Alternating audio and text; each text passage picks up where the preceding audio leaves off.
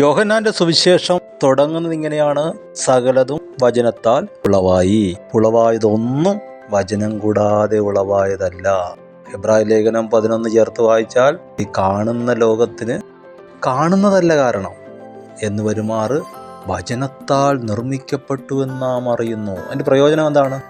നമ്മുടെ പൊതുവേ ഉള്ളൊരു ചൊല്ലാണ്, പൈസയെ കിട്ടണമെങ്കിൽ പൈസ കൊണ്ടെറിയണമെന്ന് പറയും. അതുപോലെ ആരെങ്കിലും കടം ചോദിക്കുമ്പോൾ നമ്മൾ പറയുന്നതാണ്, ഇവിടെ അങ്ങനെ കുലുക്കിയ പൈസ വീഴുന്ന മരമൊന്നും ഇല്ല. എന്നാൽ ഉണ്ട് കേട്ടോ, കുലുക്കിയാൽ വീഴുന്ന ഒരു അനുഗ്രഹ മരമുണ്ട്, അത് വചനമാണ്. അങ്ങനെ വീഴ്ത്തിയവരുണ്ട്.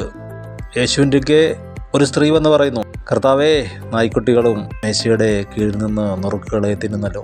അവൾ കുലുക്കി, അനുഗ്രഹം വേണം. ഒരു ശതാധിപൻ വന്ന് പറഞ്ഞു, കർത്താവേ, നീ വരണ്ട, നീ ഒരു വാക്ക് പറഞ്ഞാൽ മതി, എനിക്ക് വിടുതലാണ്. അവനൊന്ന് എറിഞ്ഞു, അനുഗ്രഹം വേണം.